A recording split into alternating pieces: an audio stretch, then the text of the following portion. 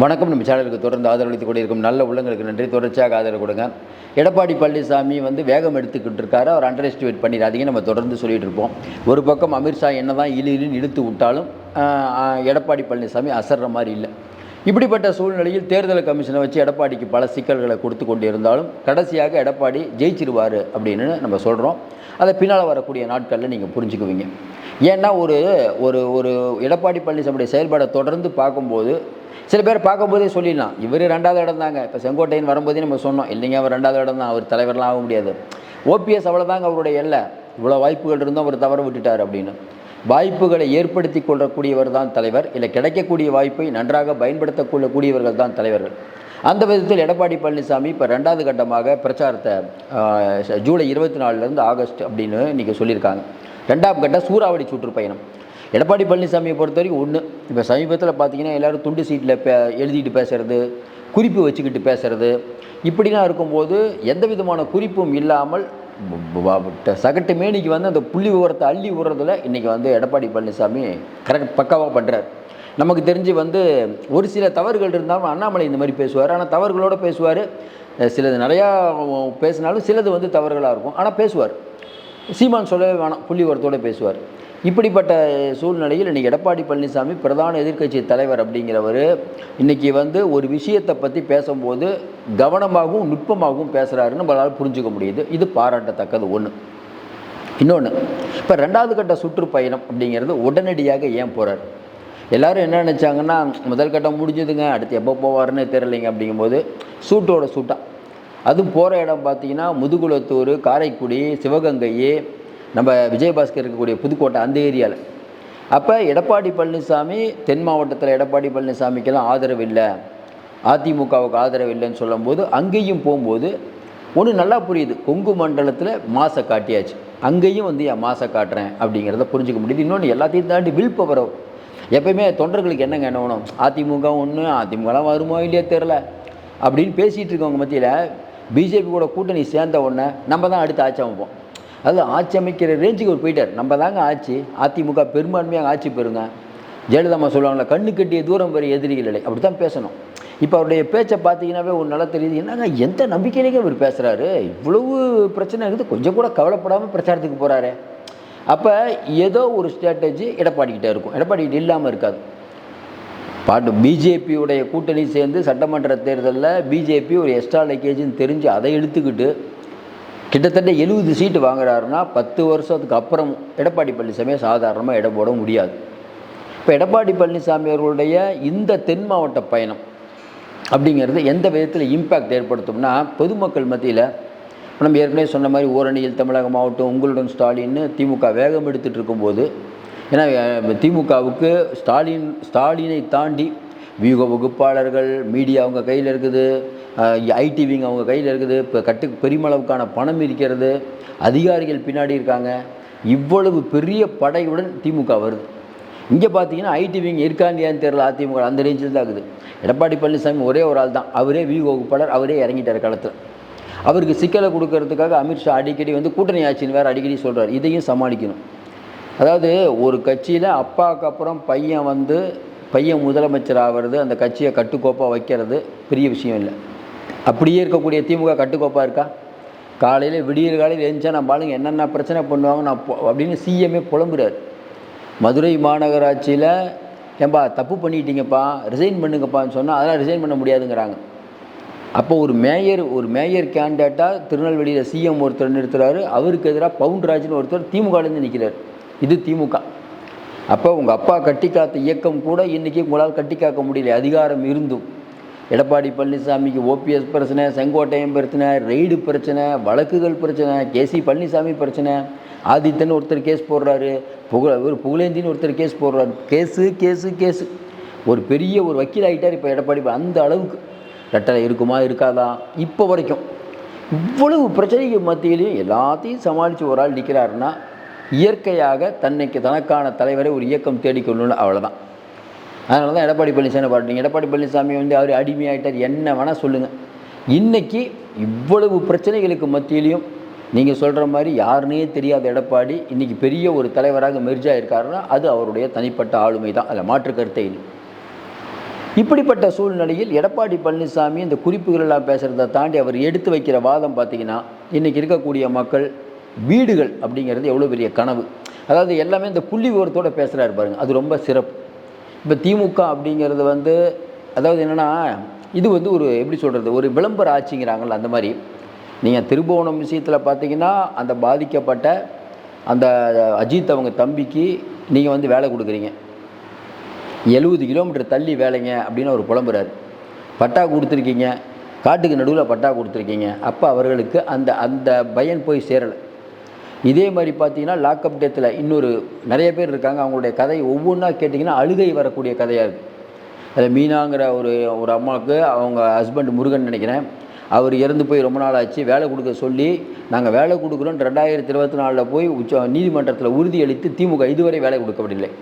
அப்போ என்னென்னா அந்த டைமில் பேசுகிறீங்க, அதோடு விட்டுட்டு கடந்து போயிடுறீங்க. அப்போ திமுகவுடைய இந்த விஷயங்கள் ஒவ்வொரு விஷயமாக எடப்பாடி அவர்கள் பேச பேச பேச ஒரு நாள் பேசுகிறத நீங்கள் பார்க்காம இருக்கலாம் சார். தினமும் எடப்பாடி பழனிசாமியுடைய பிரச்சாரம், முதல் நாள் பொங்கலில் பிரச்சாரம் பெரிய வாத பொருளாயிடுச்சு. ஏன்? கோயிலை பற்றி பேசிட்டாரு.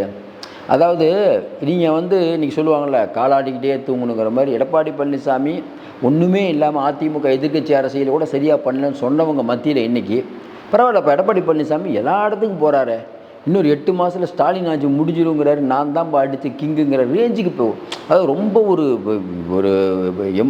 எப்படி சொல்கிறது, நான் தான் அடுத்து அப்படிங்கிற ஒரு கான்ஃபிடென்ட்டோடு பேசுகிறாரு. அப்படி இவர் இறங்கின போது தான் இப்போ தொண்டர்களும் உருண்டு வேலை செய்வாங்கள்ல, இப்போ பொதுச் செயலாளர் வந்துட்டார்ப்பா இறங்குப்பா. அப்போ தொண்டர்கள் இப்போ திமுக கிட்ட பணபலம் இருக்குது, வேகமாக வேலை செய்கிறாங்கிறது எடப்பாடிக்கு தெரியுது. நம்ம இறங்கி வேலை செய்யணுங்கிறது ரொம்ப தெளிவாக இருக்கார், இறங்கிட்டு இருக்கார். எடப்பாடி பழனிசாமியோடைய 2வது சுற்றுப்பயணம், அதான் நம்ம ஏற்கனவே சொன்ன மாதிரி மேலே பிஜேபி அப்படிங்கிற ஒரு கட்சி எல்லாம் நம்மளும் ஓடணுங்கிறாங்க. இப்போ எடப்பாடி பழனிசாமி ஓடுற ஸ்பீடுக்கு நம்மளும் ஓடணும். இப்போ என்ன ஆகும், தென் மாவட்டத்தில் போகும்போது பிஜேபி மட்டும் கொடியை தூக்கிட்டு வருவாங்களா, இல்லை டிடிவிக்கு தினகரன் கட்சிக்காரங்களும் வருவாங்களா, அது ஒரு பிரச்சனை. ஏன்னா என்டிஏ கூட்டணியில் டிடிவி இருக்கார். வர தகவல்லாம் பார்க்கும்போது டிடிவி தினகரனையும் கூட்டிகிட்டு தான் பிஜேபி வரப்போகுது. அப்போ தென் மாவட்டத்தில் ஏற்கனவே எடப்பாடி பழனிசாமிக்கு தென் மாவட்டத்துக்கு வர முடியுமா, வந்துப்பார் அப்படின்லாம் சொன்னாங்க. அவர் நிம்மதியாக போய் தேனிலே கூட்டம் போடுறார். யார்? ஓபிஎஸ் தொகுதியிலே போய் எடப்பாடி பழனிசாமி கூட்டம் போட்டாரா இல்லையா? எதை பண்ண முடிஞ்சுதா? சரியான கூட்டம். அதாவது என்னென்னா, நீங்கள் ஒரு தொகுதியில் ஒரு பெரிய ஆளுமையாக இருந்தீங்கன்னு வச்சுக்கோங்களேன். இப்போ எடப்பாடி ஓபிஎஸ் வந்து தேனியில் அசைக்க முடியாத தலைவர், மக்களுக்கு அந்தளவுக்கு நல்ல திட்டங்களை பண்ணியிருக்காருன்னா எடப்பாடி பழனிசாமியால் நிம்மதியாக கூட்டம் போட முடியாதுங்க. தெரியும், அரசியல் இருக்கவங்களுக்கு தெரியும், அந்தளவுக்குலாம் போட முடியாது. சும்மாவது கரெக்டாக பண்ணுவாங்க, ஏதோ ஒன்று பண்ணுவாங்க. இப்போ போஸ்ட்டில் கிழிக்கிறது ஏதோ ஒன்று வேணால். நீ அந்த ஏரியாவில் வெயிட்டாக இருந்தீங்கன்னா அந்த ஊரில் போய் பண்ணுறாரு. ஓபிஎஸ் ஒன்றுமே பண்ண முடியல. ஏன்? ஓபிஎஸ்க்கு ஆளே இல்லை. ஏன்? அவர் மட்டும் நல்லா இருக்கார், அவ்வளோதான். ஓபிஎஸ் கூட இருந்த முனுசாமி அவர்கள்ட்ட செம்மலை எல்லாம் இந்த பக்கம் வந்துட்டாங்க. ஏன்? யாருக்கு எதுவும் பண்ண மாட்டார், அவ்வளோதான். அப்போ எடப்பாடி பழனிசாமி எல்லாரையும் தன்வயப்படுத்தி கொண்டு இருக்கக்கூடியவர். யாரை எங்கே வைக்கணும், தேமுதிகவுக்கு ராஜ்யசபா கொடுக்காது, அது ஒரு டேலண்ட். நீங்கள் தேமுதிகவுக்கு ராஜ்யசபா கொடுத்துட்டாங்கன்னா அவங்க வரக்கூடிய சட்டமன்ற தேர்தலில் திமுகவோட கூட்டணி வச்சாங்கன்னா ஒரு எம்பி சீட்டு வேஸ்ட்டாக தேவையில்லாமல் எல்லோரும் என்ன சொன்னாங்க, அன்புமணிக்கு ஒரு சீட்டு கொடுப்பார். அன்புமணிக்கு சீட்டு கொடுத்துருந்தா நீ எடப்பாடி என்ன சொல்லியிருப்போம், ஏமாந்துட்டார் எடப்பாடின்னு சொல்லியிருக்க மாட்டோமா? ரொம்ப தெளிவாக பண்ணார காரியம் அதுதான் எடப்பாடி.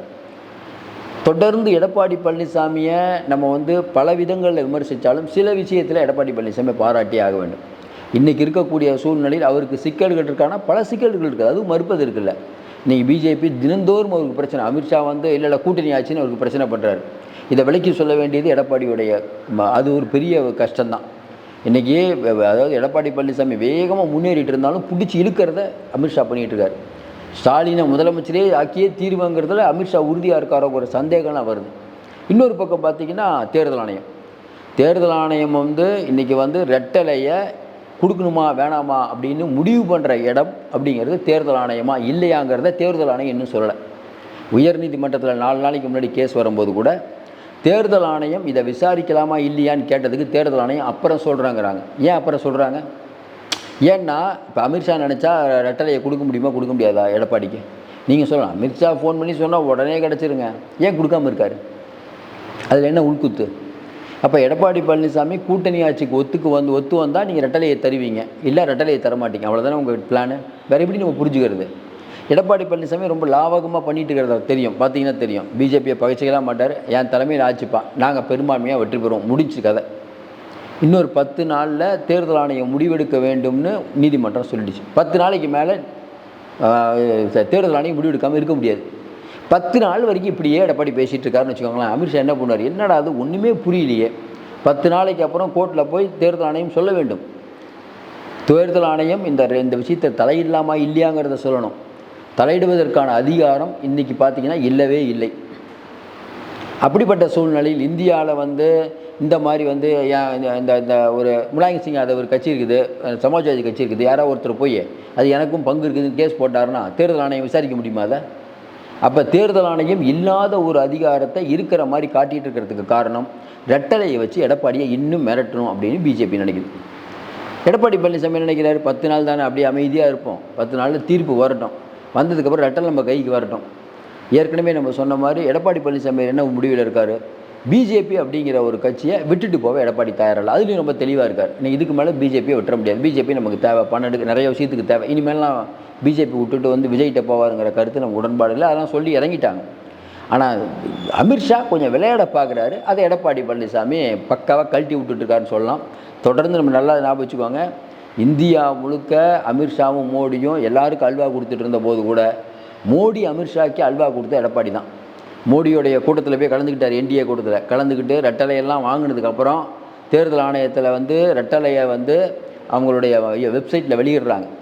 வெளியிட்டவுடனே சிபி சண்முகத்தில் கேட்குறாரு, என்னப்பா ரெட்டலையை நம்ம கொடுத்துட்டாங்கன்னா இனிமேல் பிரச்சனை இல்லை, அப்படியா கூட்டணி விட்டு வெளில வந்துட்டு கூட்டணியோட எம்பி எலெக்ஷனில் தனியாக நிற்கிறார்.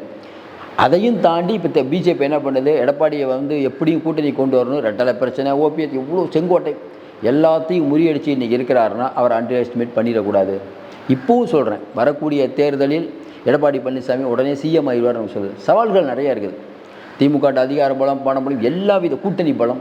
இந்த எடப்பாடி பழனிசாமி பிஜேபி மட்டும் போதுமா? கொஞ்சம் யோசனை பாருங்கள். இந்த ரெண்டும் ஆட்சி மாற்றத்தை ஏற்படுத்திட முடியுமா அப்படின்னா சந்தேகம்தான். என்ன நடக்க போகுதுன்னு தெரியல. ஏன்னா யார் ஜெயித்தாலும் நம்ம தான் சொல்லுவோம், திமுக ஜெயித்தாலும் அதிமுக இல்லை விஜய் ஜெயித்தாலும் சீமான் ஜெயித்தாலும் யார் ஜெயித்தாலும் நம்முடைய வாழ்த்துக்கள். ஏன்னா இது ஒரு ஆரோக்கியமான போட்டி. யார் வேணால் மக்கள் மனசு யார் பக்கம் போகுதோ அவங்க ஜெயிக்க போகிறாங்க, நம்ம சொல்ல தான் முடியும். ஆனால் திமுகவுக்கு எதிரான விஷயங்கள் தொடர்ந்து நடக்க திமுகவோட ஈஸியாக ஜெயிச்சிட முடியாதுங்கிற ஒரு பார்வை நம்மக்கிட்டே வருது. ஏன்னா விஜயோடைய இன்றைக்கி போராட்டமாகட்டும், அவர் கிரவுண்டில் இறங்கும்போது திமுகவுடைய இமேஜ் இன்னும் போகும். திமுக ஏற்கனவே நம்பிக்கொண்டு இருக்கக்கூடிய 14% சிறுபான்மை வாக்கள் அப்படியே கிடைக்காது. ஏற்கனவே நம்ம சொன்ன மாதிரி இன்றைக்கி திமுக போகணும்னு ஒருத்தர் முடிவு, அதுதான் எலெக்ஷன். ஸ்டாலின் வேணுமா வேணாமான்னா ஸ்டாலினை விரட்டக்கூடிய வல்லமை பிஜேபி அந்த கூட்டணி அதிமுக கூட்டணிக்கு இருக்கா, இல்லை விஜய்க்கு இருக்கா, இல்லை சீமானுக்கு இருக்கா? மக்கள் அப்படி தான் யோசிப்பாங்க. திமுகவை தோக்கடிக்கணும், யாருக்கு ஓட்டு போடலாம்? விஜய் நல்லவர் தான், எடப்பாடி நல்லவர் தான், சீமானு நல்லவர் தான், நமக்கு திமுக போகணும். இந்த 3 பேரில் யார் வந்தாலும் பரவாயில்ல. அப்போ யாரால் வீழ்த்தக்கூடிய முடியுமோ அவர்கள் பக்கம் போவார்கள். அது நமக்கு தான் வரும்னு இன்றைக்கி எடப்பாடி நினைக்கிறார். அது காரணம் என்ன? வரக்கூடிய நாட்களில் பெருளவுக்கு பணம் பண்ணணும், அதிகாரம் இருக்கணும், தேர்தல் ஆணையம் துணை இருக்கணும். இது 3 எடப்பாடிகிட்ட இருக்குது, பிஜேபி சப்போர்ட் இருக்குது. அப்போ விஜயால் 214 தொகுதிக்கு செலவு பண்ண முடியாது. யூடியூப் ஃபேஸ்புக் எல்லாத்துலேயும் இன்றைக்கி இந்த திமுக அதிமுக 2 பேரும் வியாபித்திருப்பார்கள். விஜயால் அந்த மாதிரி பண்ண முடியுமா? விஜய் நிற்கிற தொகுதி இப்போ ஓகே, மற்ற தொகுதிலாம் இப்போ எடப்பாடி ஒரு கணக்கு போடுவார்ல, விஜய் திமுகவை திட்டி திமுகவுக்கு எதிரான ஒரு அலையை உருவாக்குறது கூட நமக்கு சாதகமாக நடக்கலான்னு கூட நினைக்கலாம். அதனால் மறுபடியும் சொல்கிறோம், இன்றைக்கி இருக்கக்கூடிய சூழ்நிலையில் இதுவரை அதிமுக எப்படி இருந்தது, இப்போ அதிமுக நல்ல பர்ஃபார்மன்ஸோடு தான் போயிட்டு இருக்குது. இப்போ நீங்கள் சமீப காலத்தில் நம்மளே முதல்ல சொல்லுவோம், என்னங்க எடப்பாடி பழனிசாமி இப்படி இருக்கார், எதிர்க்கட்சி அரசியலே பண்ண மாட்டுறாரு அவள்லாம் சொல்லிட்டு இருந்தோம். போகிறதெல்லாம் பார்க்கும்போது மறுபடியும் எடப்பாடியோட 2வது கட்ட சுற்றுப்பயணத்தை வச்சு நம்ம பார்க்கும்போது எடப்பாடி பழனிசாமி அதாவது என்னென்னா இந்த ஒரு 4-5 மாதத்தில் ஓரளவுக்கு தொகுதியை கவர் பண்ணிடுவார் பொழுது. 2ஆம் கட்டமாக தமிழ்நாடு ஃபுல்லாக சுற்றுறது ஓகே, முதல் கட்டமாக தமிழ்நாடு ஃபுல்லாக சுற்றி வருது ஒரு நல்ல விஷயந்தான். இன்றைக்கி அதிமுகவை பற்றியும் கோயில்களை பற்றி எடப்பாடி பழனிசாமி பேசியதாகட்டும், புள்ளி விவரம் இல்லாமல் நிறைய புள்ளி விவரத்தை பேப்பரே இல்லாமல் புள்ளி விவரத்தை பேசுகிறாரு. இதையெல்லாம் நம்ம பேசுகிறத பார்க்கும்போது எடப்பாடி பழனிசாமிக்கு மக்கள்கிட்ட பேசும் பொருளாக இருக்குது அதிமுக அப்படிங்கிறது மிக இல்லை. பொறுத்திருந்து பார்ப்போம். மீண்டும் சந்திப்போம். நன்றி, வணக்கம்.